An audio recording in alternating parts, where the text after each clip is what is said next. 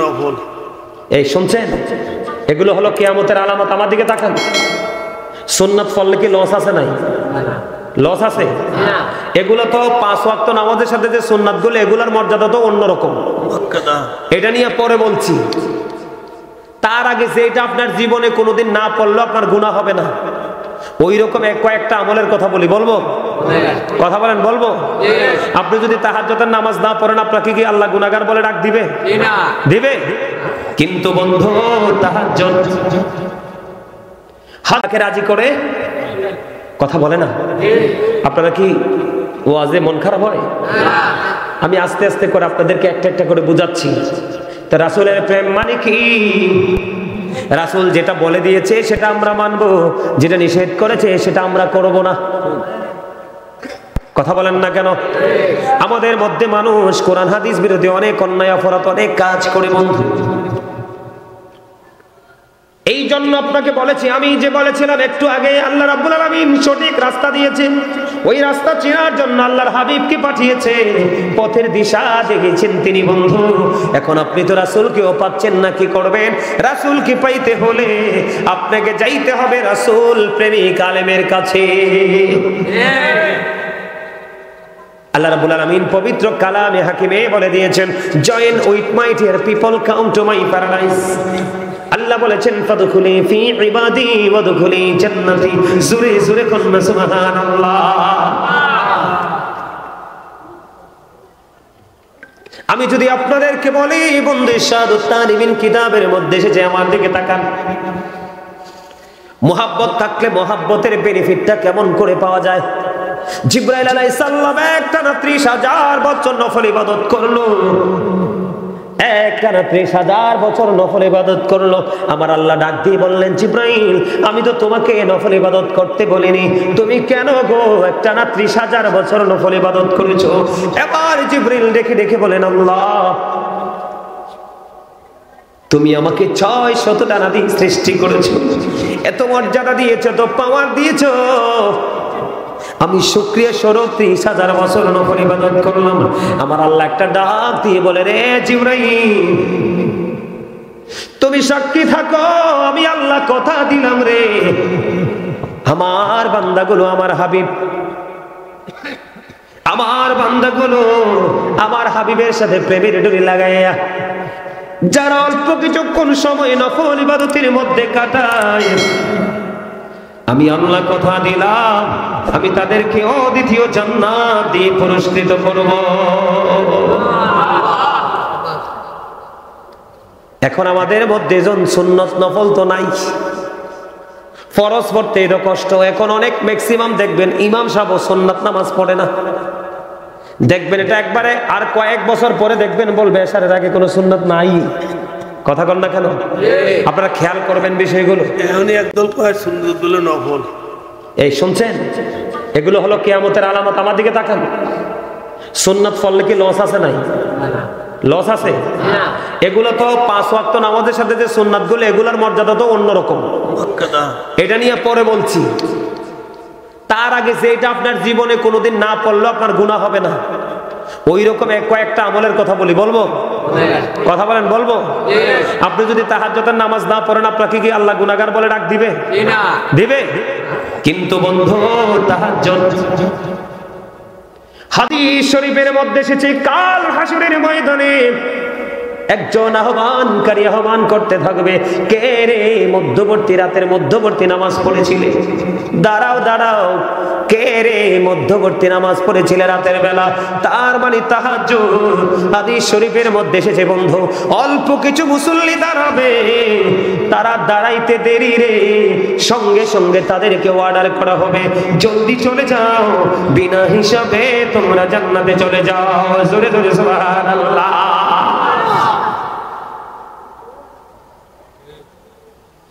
অল্প কিছু মানুষ দাঁড়াবে, তাদের জন্য বিনা হিসাবে জান্নাত বরাদ্দ করেছে।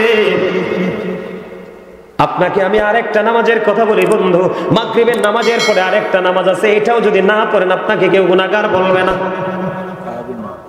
সালাতুল আওবিন, ওই আওবিন নামাজ মাগরিবের পরে কয় রাকাত? 6 রাকাত নামাজ। হাদিস শরীফের মধ্যে এসেছে, আপনার আমার প্রাণের নবী বলে দিয়েছেন, প্রয়োজন হলে তুমি কথা বলতে পারবা, যদি কোনো প্রয়োজন না হয় মাগরিবের নামাজ আদায় করে তুমি কোনো কথা বলো না। তোমার প্রয়োজন না হলে তুমি কোনো কথা বলো না। তুমি কি করবে?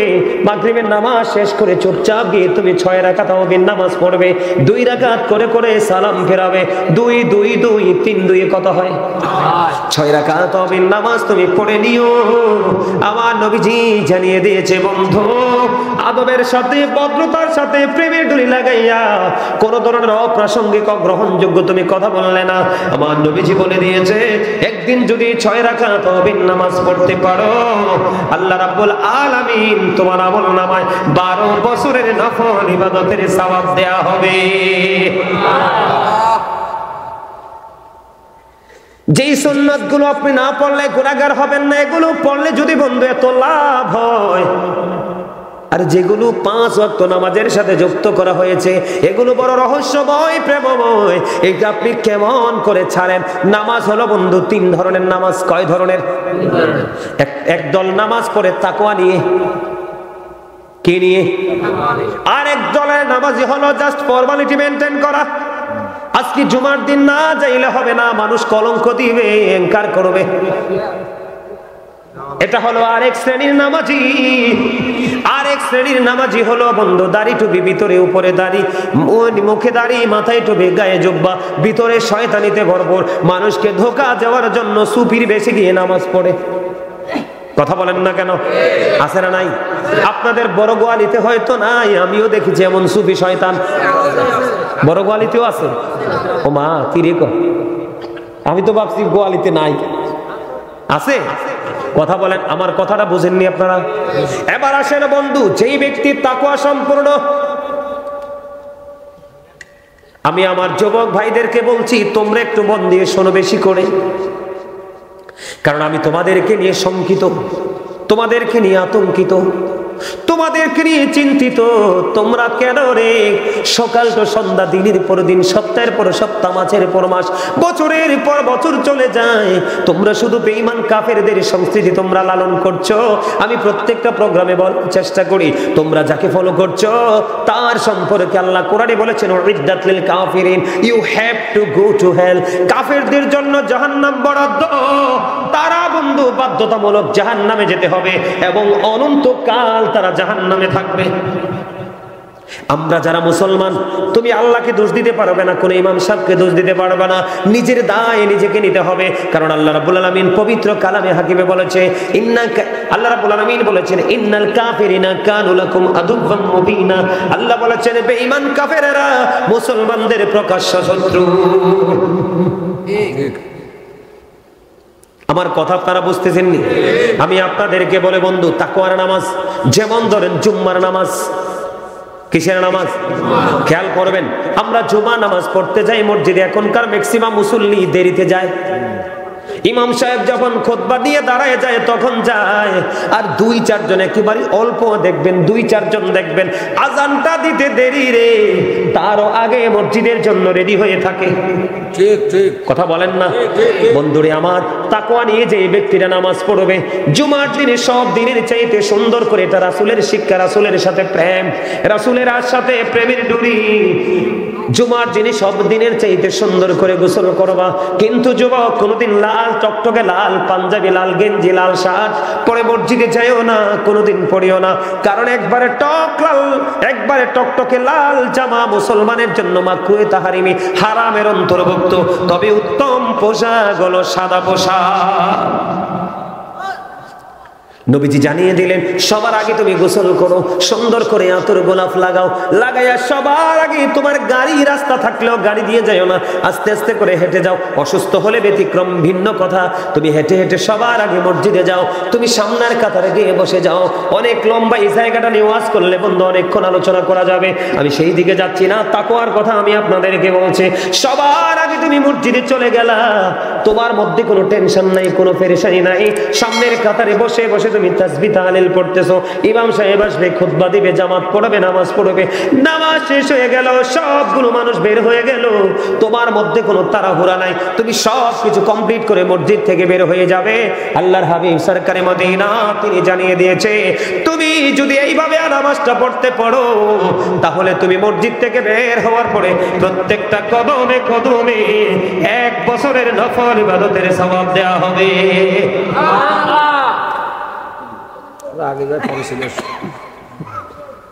কথা কি বুঝতে পারছেন আমার? সহজে বুঝতে পারছেন? তাকওয়া যার মধ্যে আছে সেই বন্ধু সফল, তাকওয়া যার মধ্যে আছে সেই বন্ধু সাকসেস। তাড়াহুড়া নাই, আমল কখনোই কোনো ডিজিটাল ভাবে করা যায় না। আর যেই ব্যক্তির তাকওয়া নাই, জাস্ট ফর্মালিটি মেইনটেইন করতে জুমার দিনে নামাজ পড়তে গেল, সে যখন ইমাম সাহেব যখন খুতবা দেওয়ার জন্য দাঁড়িয়ে গেল, তখন ওই ব্যক্তিটা মসজিদে গিয়ে হাজির হইল, ওইটা এতটাই কপাল পোড়া। আপনাদেরকে আজকে বলে যাই, যখন ইমাম সাহেব খুতবা দেওয়ার জন্য দাঁড়ায়া যায়, প্রতি জুম্মার দিনে যে ফেরেশতারা মুসল্লিদের লিস্ট করতে আসে, ও বন্ধু, ওই ফেরেশতাদের নোটবুকে আপনার নাম উঠলো না, কারণ আপনার নাম ওঠার আগে তারা ওই তাদের নোটবুকটাকে বন্ধ করে দিয়ে খতিব সাহেবের খুতবা শোনার জন্য দাঁড়িয়ে গেছে। বুঝতে পারছেন নি? হ্যাঁ, তাকওয়া নিয়ে নামাজ পড়বেন, কারণ এই তাকওয়া শিখিয়েছি আমরা কার কাছ থেকে? আল্লাহর প্রিয় হাবিব সরকারে মদিনা ইমামুল মুরসালিন আমাদেরকে শিখিয়েছেন। বন্ধু, আমি আপনাদেরকে বলি, 5 ওয়াক্ত নামাজের মধ্যে কিছু সুন্নাত আছে, এই সুন্নাতগুলো সংখ্যা হলো 12 রাকাত। কত রাকাত? 12 রাকাত সুন্নাত। আমরা এখন সুন্নাতকে বন্ধু সুন্নাত বলে কি করতে চাই না, বসতে চাই না, আমল করতে চাই না, আমরা এটাকে নাথিং মনে করি। আমার দিকে তাকান, ফরজ তো এটা আলাদা বিষয়, এটা বিশাল ব্যাপার। প্রতিদিন 5 ওয়াক্ত নামাজের মধ্যে 12 রাকাত সুন্নাত আছে রে।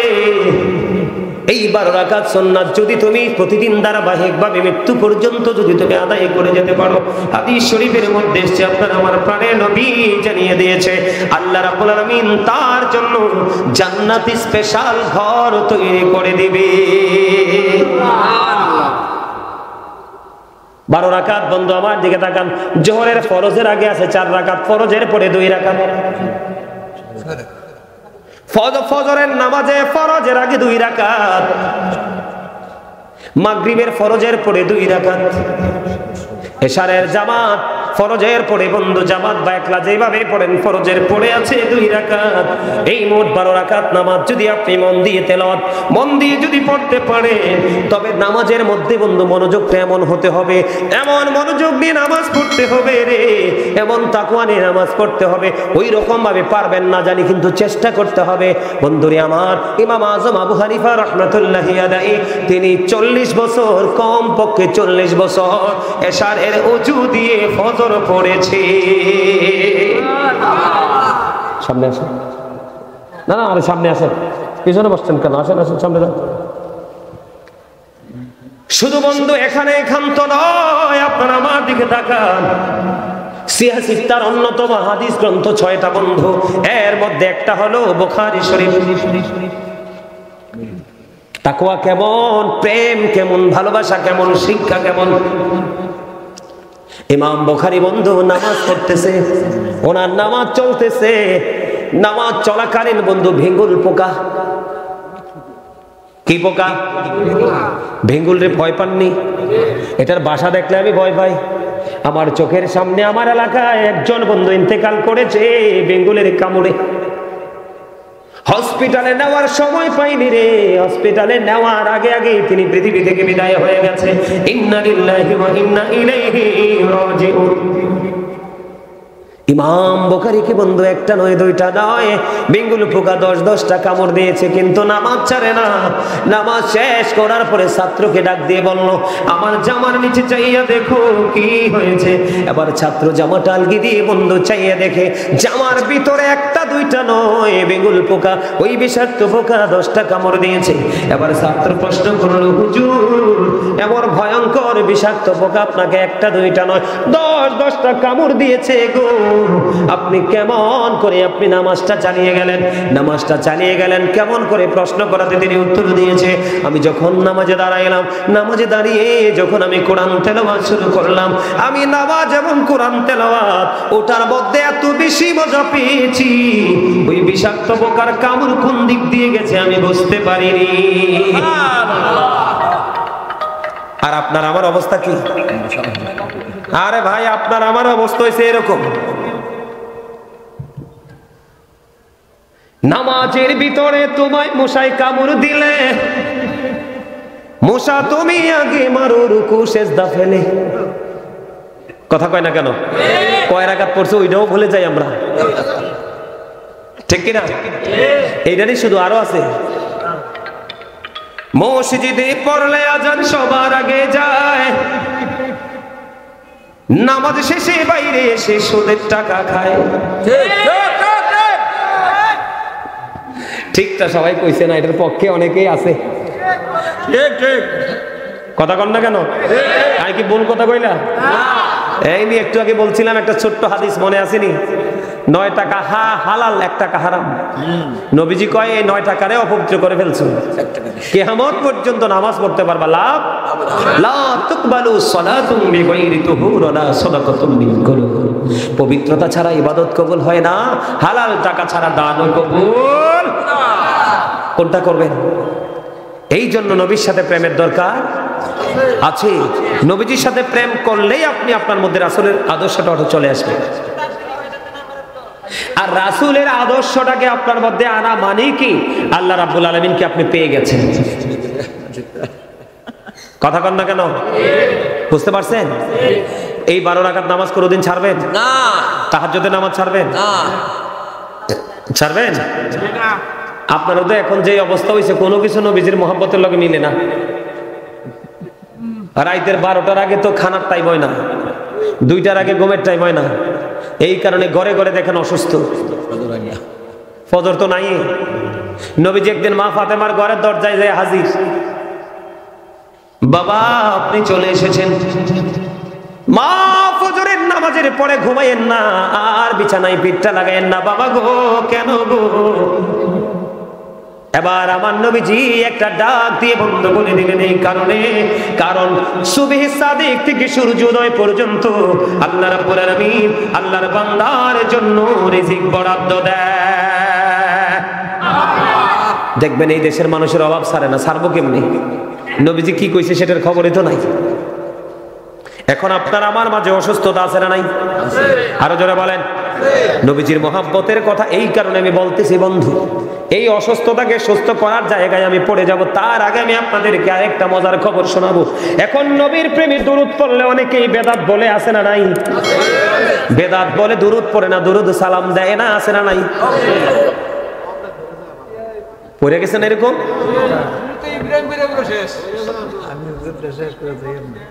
হ্যাঁ, আমি মহব্বতের কথা বলছি। আপনি যদি ভালো না লাগে আপনি পড়েন না, কারণ আপনার জবাব আপনাকে দিতে হবে। কিন্তু আমি পড়ার সময় আপনি আমাকে ইনকার করবেন কেন? এতে বোঝা যায় রাসূলের দুশমনী। কথা বলেন না কেন? আপনি ভালো না লাগলে করবেন না, পড়বেন না, আমি আপনাকে কিছু বলবো না। কিন্তু আমি পড়লে আপনি বেদাতি বলবেন কেন? আপনি কি আমাকে বেদাতি না বলে আপনি কি রাসূল প্রেমিক বলতে পারলেন না? মানুষ যখন আপনি খারাপ বলেন ভালো বলেন, খারাপ বলেন ভালো বলেন, মানুষ যেটাই করে বন্ধু প্রেমে পড়েই করে। কথা কয় না? চুরি বন্ধু কোরআন হাদিসের দৃষ্টিতে, ভালো মানুষের দৃষ্টিতে চুরি বন্ধু হারাম, কিন্তু যিনি চুরি করে উনি চুরির প্রেমে পড়েই করে। কথা কয় না? ভালো লাগে না তার কাছে চুরি করতে? আমি এক্সাম্পলটা এই জন্য দিলাম বন্ধু, নেগেটিভ এন্ড পজিটিভ আইডেন্টিফাই করার দায়িত্ব আপনাদের। হাদিস শরীফের দিকে নজর দিয়ে চাইয়া দেখলাম নবীর প্রেম আমি আপনাদেরকে বুঝাচ্ছি। নবীকে ভালোবাসো, নবীর আদর্শ তোমার মধ্যে ওঠই চলে আসবে, কারণ আমার নবী হলেন মোস্ট সাকসেসফুল। জোরে জোরে সুবহানাল্লাহ। জুমার দিনে কেউ যদি প্রাণের নবীকে ভালোবাসিয়া মাত্র 80 বার যদি দরুদ পড়তে পারো, হাদিস শরীফের মধ্যে এসেছে আপনার আমার প্রাণের নবী বলে দিয়েছেন তোমার 80 বছরের সগীরা গুনাহ আমার আল্লাহ মাফ করে দেয়। কেউ বেদাতি বললে কি আপনি দরুদ পড়া বন্ধ করবেন? বন্ধু, নবীর প্রেম এত মধুরে। আরেকটা হাদিস কানে এসেছে বন্ধু দাইলামি শরীফের মধ্যে। হাদিসের রাবী হলেন হযরত আনাস রাদিয়াল্লাহু তাআলা আনহু। আপনার আমার প্রাণের নবী তিনি জানিয়ে দিয়েছেন, ও যুবক বন্ধু, হৃদয় খোলে তোমরা শোনো, আমার নবীজি বলে দিয়েছে কেউ যদি প্রতিদিন নবীজিকে ভালোবাসিয়া প্রতিদিন 1000 বার যদি দরুদ পড়তে পারে রে, সেই জান্নাত না দেখা পর্যন্ত তার মরণ হবে না। শুধু এখানেই ক্ষান্ত নয়, একাধিক গ্রন্থে একটা হাদিস আমি এসেছে আপনাদেরকে একটু আগে বলেছিলাম। নবীজিকে প্রশ্ন করার পরে নবীজি উত্তর দিয়েছিলেন কিয়ামতের দিনের জন্য কি প্রস্তুতি নিয়েছো? নবীজি যখন প্রশ্ন করলেন, প্রশ্নকারী উত্তর দিয়েছেন, ইয়া রাসূলুল্লাহ, আমি আল্লাহ আর হাবিবকে ভালোবাসি। নবীজি বললেন তুমি যাকে ভালোবাসো তার সাথেই তুমি থাকবা। বন্ধু, শুধু তাই নয়, নবীজি জানিয়ে দিয়েছি পৃথিবীর বুকে তোমরা যত বেশি নবীকে ভালোবাসিয়া নবীর প্রেমের দরুদ পড়বা, নবীজি জানিয়ে দিয়েছে কাল হাসরের দিন তুমি তত বেশি আমার নবী মদিনার কামলে ওয়ালার কাছাকাছি থাকবা। প্রেম থাকলে দুরূদ পড়া হয়, প্রেম না থাকলে দুরূদ পড়া। প্রেম থাকলে নফল ইবাদত করা হয়, নাইলে করা হয়। আরে ভাই, ফরজ নিয়ে তো ঘাটতেরামি করে এখন। ফরজ এখন ফরজও পড়তে চায় না। আর যারা পড়ে তারা একেবারে ডিজিটাল। জুম্মার দিনে বিশেষ করে যারা খতিব তারা দেখে আসবে সবার পরে সালামটা ফিরাইতে দেরি, মনে হয় যে যুদ্ধ শুরু হয়ে গেছে মসজিদের গেটে। কার আগে কে যাবে, ঠিক কিনা বলেন? এই জন্য আপনাদেরকে বলি, যাদের জুম্মার দিনটাকে আপন করে পাওয়ার, এটা শ্রেষ্ঠ দিন। আপনারা কুরবানির ঈদের দিন, রোজার ঈদের দিনকে অনেক দামি মনে করেন, ওই দুই দিনের চাইতেও দামি হলো জুম্মার দিন। কথা কি আপনাদের বুঝে আসছে? বুঝতেছেন সহজে? এখন আসেন, নবীজিকে ভালো না বাসার কারণে আমাদের ক্ষতিটা কোথায়? এখনকার ম্যাক্সিমাম মানুষ, শহর বলেন গ্রাম বলেন, অসুস্থ কিনা? কথা কয় না? অসুস্থ না? অসুস্থতার কারণ কি জানেননি? ইয়ং যুবকদের কি বলছি, মোবাইল থেকে ফেসবুক থেকে তোমরা কত কিছু খুঁজে খুঁজে বের করো। প্রায় বছর খানিক আগে ব্রিটিশ রানী দ্বিতীয় এলিজাবেথ মারা গেছে, তার জীবনী নিয়ে কিছু তথ্য প্রকাশিত হয়েছে। তোমরা এই তথ্যগুলো পাইছো কিনা আমি জানি না বন্ধু। ব্রিটিশ রানী দ্বিতীয় এলিজাবেথ যখন মারা গেল, অনেক লম্বা সময় তিনি পৃথিবীতে বিচরণ করেছে, কিন্তু সেই তুলনায় তিনি ডাক্তারের কাছে যাইতে হয় না। চুল চেরা বিশ্লেষণ শুরু হয়ে গেল। ব্রিটিশ রানী দ্বিতীয় এলিজাবেথ তার সুস্থ থাকার পিছনে রহস্য নাকি, সুস্থ থাকার পিছনে কারণটা কি, কেমন করে সে সুস্থ রইল? এত লং সময় বুড়ো হয়ে তিনি ইন্তেকাল করেছে, সেই তুলনায় তিনি অসুস্থ ছিলেন না, স্ট্রংলি তিনি জীবন যাপন করেছে। কেমন করে সুস্থতা তিনি ওনার জীবনের মধ্যে তিনি প্রতিষ্ঠিত করতে পারলো?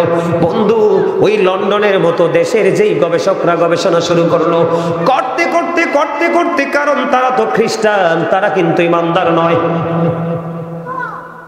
একজন খ্রিস্টানের জীবন কেমন করে এত সাজানো গোছানো হয়? এটা হওয়ার কথা ছিল মুসলমানের, আমাদের হওয়ার কথা ছিল, কিন্তু আমরা আমাদের জীবনকে সাজাতে পারলাম না, গোছাতে পারলাম না। খবর বন্ধু সংগ্রহ করতে করতে পেয়ে গেলাম ওনার জীবনের সুস্থ থাকার পেছনে কারণ হলো তিনি যখন পেটে খিদা লাগতো একেবারে সীমিত খাবার খাইতো, আবার পেটটা ভরে যাওয়ার আগে খাবার ছেড়ে দিত। তার মানে তিনি দিনে 5 থেকে 6 বার খাবার খাইতো, অনেক বেশি বেশি করে বন্ধু পানি পান করত, পেট ভরে কখনোই তিনি খায় না। এবার আপনারা প্রশ্ন করতে পারেন, বলে হুজুর এই খ্রিস্টানের কাছে সে তথ্য গেল কেমনে? আপনারা দেখেন মুসলমান কোনো কিছু কি করতে পারে না, আবিষ্কার করতে পারে না, কারণ বেঈমান কাফেররা কোরআন রিসার্চ করতেছে, রাসূলের আদর্শকে তারা রিসার্চ করতেছে। বন্ধু আমার দিকে তাকান, তার প্রমাণ হলো এই যুগে বর্তমানে যে দেশের নাম হলো বন্ধু ইরান। ইরানের একটা সময় নাম ছিল পারস্য, ওই পারস্য থেকে একজন ডক্টর আসলো আরব দেশে, 2 বছর পর্যন্ত তিনি বিচরণ করলো। 2 বছর পর্যন্ত বিচরণ করার পরে 2 বছর পরে তিনি আপনারা আমার প্রাণের নবীর কাছে চলে গেলেন। আপনার আমার প্রাণের নবীর কাছে যাওয়ার পরে নবীজিকে প্রশ্ন করলেন, আমি পারস্য থেকে এসেছি, দুইটা বছর আপনার এই দেশে আমি বিচরণ করেছি, কিন্তু একটা মানুষও আমি অসুস্থ পাই নাই। এই সুস্থ থাকার পিছনে কারণটা কি? এখন আমার আপনার প্রাণের নবী জানিয়ে দিয়েছে, আমার দেশের মানুষ সুস্থ থাকার কারণ হলো তাদের অতিরিক্ত পেটে খিদা না লাগলে তারা খাবার নিয়ে বসে না, আবার খাবার যখন খাইতে বসে পেটটা ভরার আগেই তারা ছেড়ে দেয়। এবার ব্যাখ্যা করেন, বিশ্লেষণ করেন। আমার নবীজির কথা অনুযায়ী বন্ধু বোঝা যায়, আমার নবীজি জানিয়ে দিয়েছেন আপনার আমার পেটটাকে 3 ভাগ করতে হবে। 3 ভাগের মধ্যে বন্ধু একটা ভাগ খাবার দিয়ে পরিপূর্ণ করতে হবে, আর একটা ভাগ পানি, আর একটা ভাগ পুরো খালি রাখবো। এই মানুষের কাছে সহজেই কোনো রোগ আসবে না। সুবহানাল্লাহ, মজা হয় নাই? খাবারে লবণ না দিলে খাইতে পারবেন নি? কেন? স্বাদ লাগতো না? কেন? ঠিক কথা কইছেন। খাবারে লবণ না দিলে যেমনি মজা হয় না, মজা না হইলে যেমনি খাওয়া যায় না, ঠিক তেমনি ভাবে আল্লাহ নবীর প্রেমিক না হইলে কথাগুলো মজা লাগবে না, আর মজা না লাগলে শুনতে মনে চাইবে না। এই কথাগুলো কত গুরুত্বপূর্ণ। তুমি পৃথিবীর কোন ডাক্তারের কাছে যাও, আমি যদি আজকে এক্সাম্পল দেই বন্ধু, চট্টগ্রাম সিটিতে আজ থেকে 2 বছর আগে আমি একটা প্রোগ্রামে গেলাম, বিশাল প্রোগ্রাম, অনলাইনে দেখবেন বন্ধু, চট্টগ্রামের মাহফিলে গেলে কলিজা ঠান্ডা হয়ে যায়। এই জন্য আমি বেশি বেশি চট্টগ্রামের দিকে দৌড়াই। সবচেয়ে বেশি প্রোগ্রাম করি আমি চট্টগ্রামে বন্ধু, তার কারণ হলো ওখানকার মানুষ এত আশেক রে, তাদের হৃদয়ে ভরা রাসূল প্রেম। চট্টগ্রামে গেলাম, স্টেজে আলোচনা করতেছি, হঠাৎ করে এক ভদ্রলোক চলে আসলো, তিনি গভর্নমেন্ট জব করে। হাজার হাজার মানুষের ভিড়ে তিনি সালাম দিলেন, এইদিকে দাঁড়িয়ে সালাম দিলেন, হুজুর আমার একটা কথা আছে বলেন। কয় হুজুর, আমার মুখের মধ্যে যুবক ভাইদেরকে বলছি, আপনাদেরকে বলছি, এই গোয়ালের আমার মা বোনদেরকে বলছি গো, দাঁতের ডাক্তারের কাছে গিয়েছিলাম আমি, আমার একটা দাঁত অনেক ছোট থাকতে বন্ধু আস্তে আস্তে করে মানে ভাঙতে ভাঙতে খিলাইল করছিলাম, ছোট থাকতে যেটা ঢুকতে বের করতাম, ইনফেকশন হয়ে বন্ধু ভেঙে গেছে। দাঁতের ডাক্তারের কাছে গেলে দেখা যায় সিরিয়াল। ভদ্রলোক দাঁড়িয়ে সালাম দিলেন, হুজুর একটা কথা আমি কই বলেন। হুজুর আমি অফিস যখন শেষ করে বাসায় ঢুকলাম, আমি ফ্রেশ হব, খাওয়া দাওয়া করব, এমন সময় হঠাৎ করে আপনার আওয়াজটা আমি শুনতে পাইলাম। আমি কোনো কিছু করিনি, জলদি চলে এসেছি আপনার এই মাহফিলে। আমি বললাম কেন? কই হুজুর আমার মুখের মধ্যে দুর্গন্ধ, দাঁতে ব্যথা, আমি কত ডাক্তার দেখিয়েছি হুজুর, ভালো হয় না। এক পর্যায়ে আমি হাল ছেড়ে দিয়েছি, কি করব এখন? এবার আমি অনলাইনে ঢুকলাম, ঢোকার পরে হঠাৎ করে আপনার ওয়াজটা আমার সামনে আসলো, দেখে ভালো লাগলো, আমি ওয়াজটা শুনতে শুরু করলাম। এবার ওয়াজটা শোনার পরে ঢুইকা দেখলাম আপনি পুরো ওয়াজটা করেছেন মেসওয়াকের ফজিলত নিয়ে। আল্লাহি, আল্লাহর কসম করে বলছি রে, এত মানুষ, বিশাল বড় প্যান্ডেল বন্ধু, হাজার হাজার মানুষ, তাও চট্টগ্রাম সিটির মধ্যে বন্ধু। এবার তিনি বললেন হুজুর আমার এই আলোচনা শোনার পরে আমার হৃদয়ের মধ্যে একেবারে এমন ভাবে আলোচনাটা গেঁথে গেল, আমি এমন ভাবে বিশ্বাস করলাম, মনে হয় যখন আমার কাছে মনে হয় যেন আমি এখনই মেসওয়াক ইউজ করতে থাকি। সত্যি সত্যি হুজুর এই আলোচনা শোনার পরে যখন আমি মেসওয়াক করতে শুরু করলাম গো, আমি ব্রাশ ছেড়ে দিয়েছি, আপনি যেইভাবে বলেছেন ঠিক সেইভাবে আমি মেসওয়াক করা শুরু করলাম। হুজুর আজকে আমি আপনার সামনে হাজির হয়েছি শুধু এইটুকু বলার জন্য, আপনাদের কথা কখনোই মিথ্যা নয়। কেউ যদি হৃদয় দিয়ে বিশ্বাস করে আমল করে গো, কখনোই তার জীবনে কোনো দুঃখ থাকে না। হুজুর আজকে আমি 100% দাঁতের রোগ মুক্ত হয়ে এখানে এসেছি। জোরে জোরে কন্যা সুবহানাল্লাহ। আমি আপনাদেরকে বন্ধু আজকে দিয়ে আমি বলে যাব।